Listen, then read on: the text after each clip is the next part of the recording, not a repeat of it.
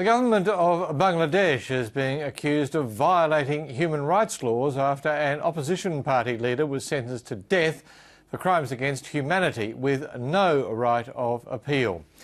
Abdul Qadir Mullah was originally given a life sentence by a special tribunal set up to deal with war crimes committed during the War of Independence against Pakistan in 1971.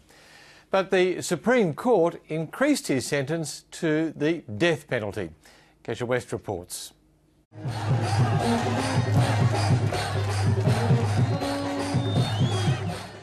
In modern Bangladesh, democracy is often expressed on the streets. This week, a crowd of 50,000 garment industry workers gathered in the capital Dhaka to demand an increase in the minimum wage.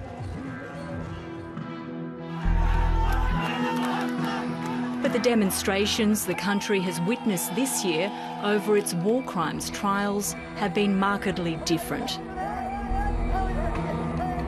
An outpouring of emotion, religion, anger and frustration, expressed with violence and met with force by the military and the police.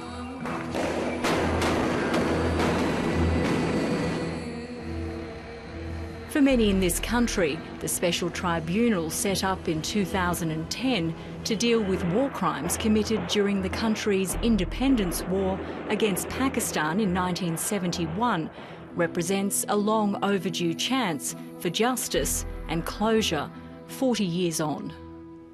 Indian journalist Salil Tripathi is writing a book about the war and its aftermath.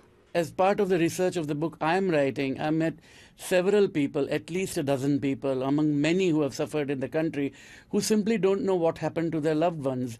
There are some who have seen their parents being taken out and shot in front of their eyes, mothers who don't know what happened to their sons, rumours about torture, rumours about killing.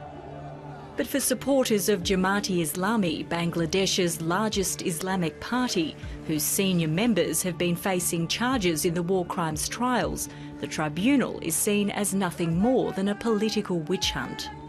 Jamaat-e-Islami is an important ally of the country's main opposition, Bangladesh National Party, headed by former Prime Minister Khaleda Zia, arch-rival of the current Prime Minister Sheikh Hasina of the secular Awami League.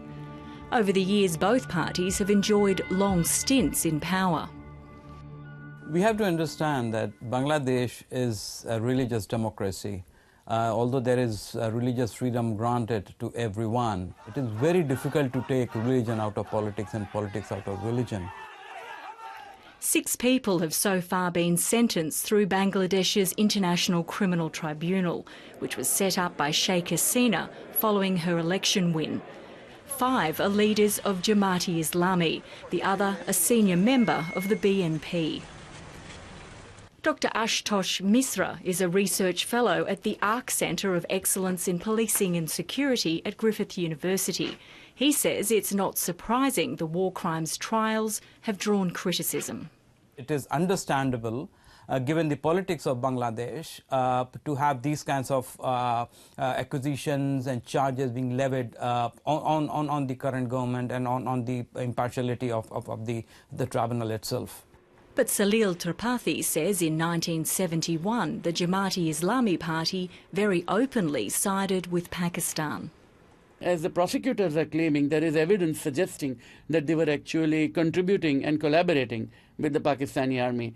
So, yes, it might seem like a political witch hunt, but at the same time, it is for a particular purpose, which is to account for what happened in 71, where, according to Bangladesh, Jamaat has a case to answer. Before 1971, Bangladesh was part of Pakistan, known then as East Pakistan. In the 1971 Liberation War, Bangladesh, helped by the Indian Army, won its independence from Pakistan, and a new nation was born. In the process, hundreds of thousands of civilians were killed. Some Bangladeshis put the death toll in the millions, and untold numbers of women were raped. Jamaat-e-Islami set up militias who allegedly fought and committed atrocities alongside Pakistan. Last week, Abdul Qadir Mullah, one of Jamaat's senior leaders, who was originally given a life sentence for crimes against humanity by Bangladesh's International Criminal Tribunal, had his sentence increased to death by the country's Supreme Court. The verdict followed appeals by both the prosecution and the defence, and angry protests from supporters of both sides. We are bound to obey the verdict. We respect the highest judicial institution of this country. But this verdict is faulty. We regret this and are stunned.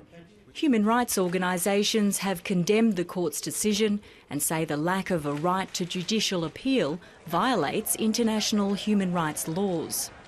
When it comes to the issue of the death penalty, it is a very serious issue, and we have really serious concerns.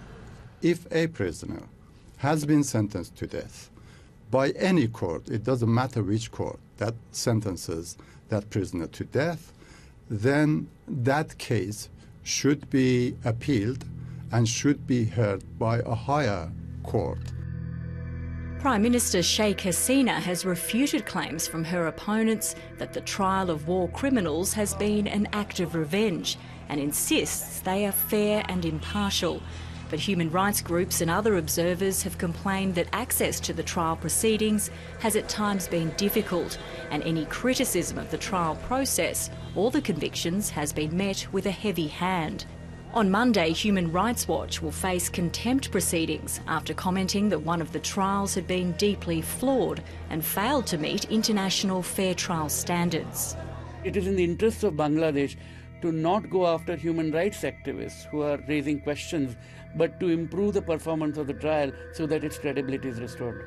The war crimes trials have already led to 4 life sentences and now 2 death sentences, with reports that further opposition party leaders are being investigated. This is a very significant step in atoning for what happened in the past, in understanding what and dealing with the past.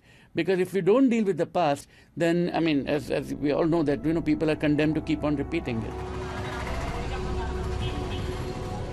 In the end, it may be January's general election that determines whether Sheikh Hasina's controversial war crimes trials have the support of the majority of Bangladeshis or not.